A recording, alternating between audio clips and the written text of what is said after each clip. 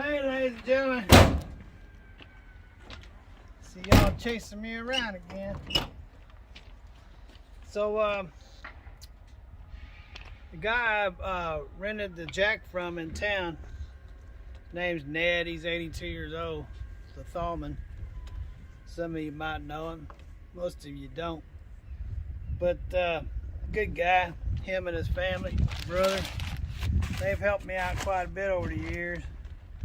So he did a clutch job, and the clutch that he took out was supposedly just a few months old.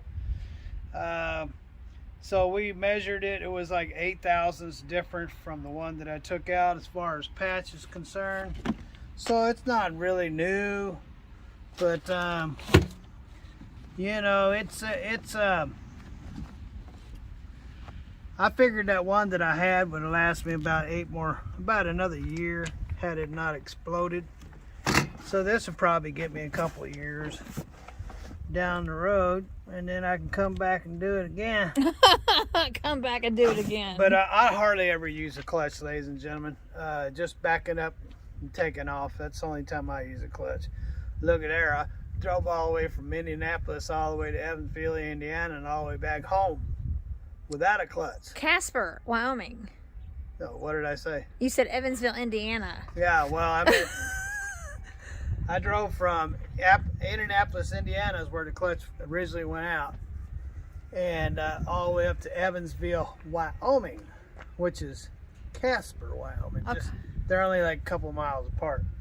So, and all the way back home without a clutch. So, I stand to be corrected. So anyway, But I just get confused because Evansville, Indiana, just up the road. Right. It's about 70 miles. So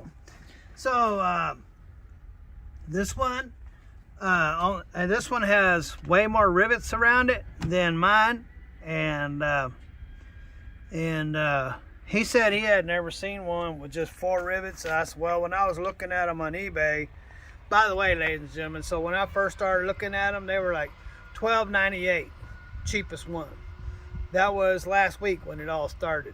So, and I checked back a few times. But this is how it works, having your search history turned on.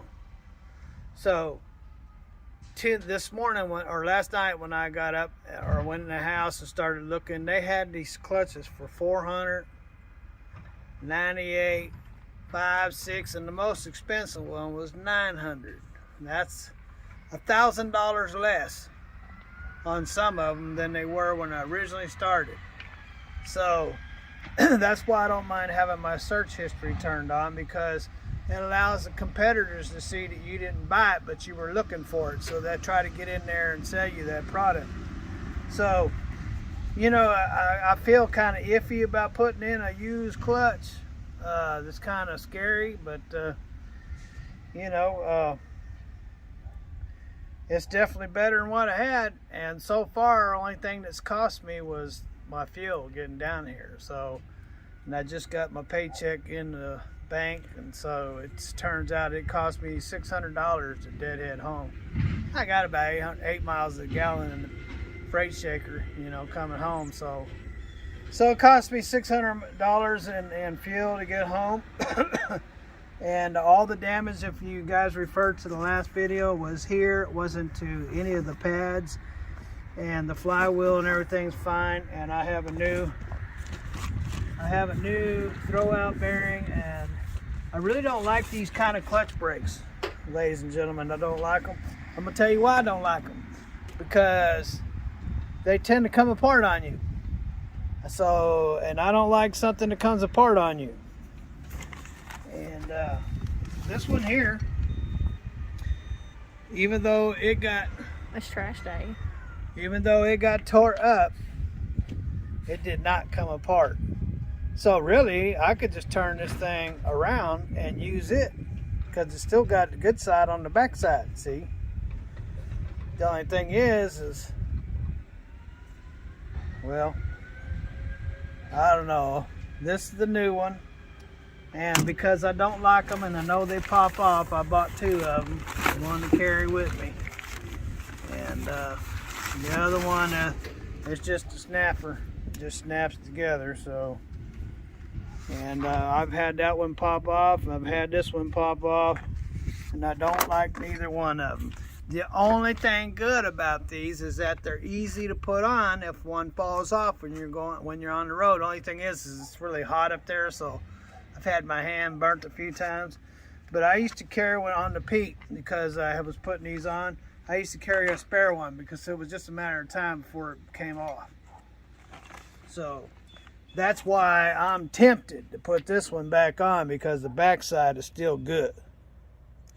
Although to come look at it, it's missing a piece right there, so probably wouldn't be wise to put that back on. If that much of it came off, it's probably all gonna come apart. So I better put one of these on there. So, anybody want to do it for me?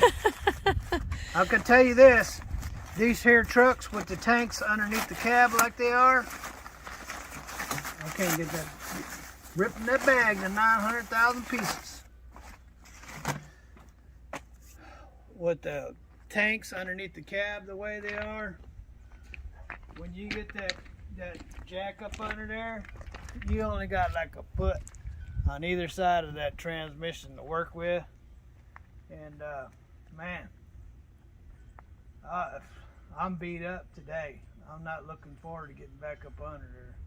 And AJ got home yesterday and said, Dad, what do you got that tarp all over that truck for? Well, that's why, because it's going to rain.